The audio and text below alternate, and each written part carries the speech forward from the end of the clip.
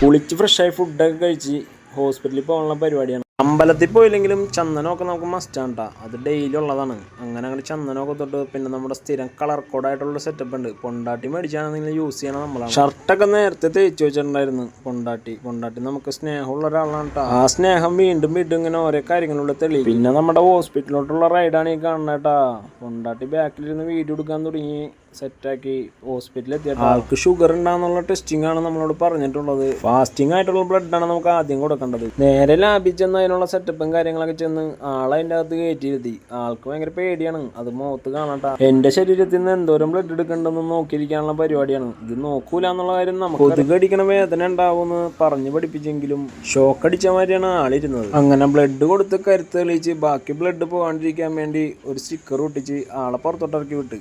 ആളിഞ്ഞ് ടയർഡാണെന്ന് വിചാരിച്ച് കുറച്ച് ജ്യൂസ് കുടിക്കാമെന്ന് വിചാരിച്ചു. ജ്യൂസ് ഇല്ല, അപ്പം ചായ ആയിക്കോട്ടെ എന്ന് വിചാരിച്ച് ചായക്കടയൊക്കെ കാണിച്ചു കൊടുത്ത് കൗണ്ടറിൽ പോയി ബില്ല് ഒടിച്ച് ആൾക്ക് കാപ്പി മതി എന്ന് പറഞ്ഞു. അങ്ങനെ കാപ്പിയുടെ ബില്ലായിട്ട് പാപ്പൻ്റെ കൊണ്ടേ കൊടുത്ത് പാപ്പൻ കാപ്പി എടുക്കാനുള്ള പരിപാടിയും കാര്യങ്ങളൊക്കെ സെറ്റ് ചെയ്ത് അടിപൊളി കാപ്പി അങ്ങോട്ട് സെറ്റ് ചെയ്ത് തരാൻ പറഞ്ഞ് സംഭവം സ്ട്രോങ് ആയിട്ട് കൊടുക്കട്ടെ എന്ന് വിചാരിച്ച് അതും എടുത്ത് പൊണ്ടാട്ടിയുടെ അടുത്തേക്ക് നീങ്ങി. പൊണ്ടാട്ടി തൊട്ടപ്പുറം തന്നെ ആയിട്ട് ഇരിക്കണം. അങ്ങനെ പൊണ്ടാട്ടിയുടെ കയ്യിലേക്ക് കാപ്പിയും കൊടുത്ത് കാപ്പി ഊതി ആൾ കുടിക്കാൻ തുടങ്ങിയിട്ടാ. കാപ്പി എങ്ങനെയുണ്ടെന്ന് വെച്ച് കഴിഞ്ഞപ്പോൾ അന്തസ് എന്നാണ് പറഞ്ഞത്. കാപ്പി കുടിച്ചുകൊണ്ടിരിക്കുകയാണെന്നുണ്ടെങ്കിലും വീഡിയോ റീലൊക്കെ മസ്റ്റായിട്ട് ഇങ്ങനെ കണ്ടുകൊണ്ടിരിക്കും. എന്താണ് കാണാൻ നോക്കാനായിട്ട് അങ്ങനെ നോക്കി കഴിഞ്ഞ് കഴിഞ്ഞപ്പോൾ ഡോക്ടറിന് എക്സസൈസ് ആണ് നോക്കിക്കൊണ്ട് ഇതൊക്കെ ചെയ്താൽ മതിയായിരുന്നു എൻ്റെ ദൈവം തമ്പുരാനെ. അങ്ങനെ അവിടെ നിന്ന് ഒരു സെൽഫി എടുത്തിട്ട് അവിടെ നിന്ന് അങ്ങോട്ട് സ്കൂട്ടായി. ഇനിയൊരു 2 മണിക്കൂർ ടൈമുണ്ട്. 2 മണിക്കൂർ ഈ ഹോസ്പിറ്റലിൽ എങ്ങനെയെങ്കിലും അങ്ങോട്ട് തീർന്നു. അങ്ങനെ 2 മണിക്കൂർ നൈസായിട്ട് തീർത്ത ശേഷം പൊണ്ടാട്ടി വീണ്ടും ബ്ലഡ് എടുക്കാനായിട്ട് ചെന്നിട്ട് നമ്മുടെ ഡ്യൂട്ടി പുറത്തായതുകൊണ്ട് അതിൻ്റെ ഇടയിൽ അത്യാവശ്യം വർക്കും കാര്യങ്ങളൊക്കെ നമ്മുടെ പരിപാടിയൊക്കെ നമ്മൾ തീർത്ത് പൊണ്ടാട്ടി അടുത്ത ബ്ലഡും കാര്യങ്ങളൊക്കെ കൊടുത്ത് സെറ്റായിട്ട് നിൽക്കണം.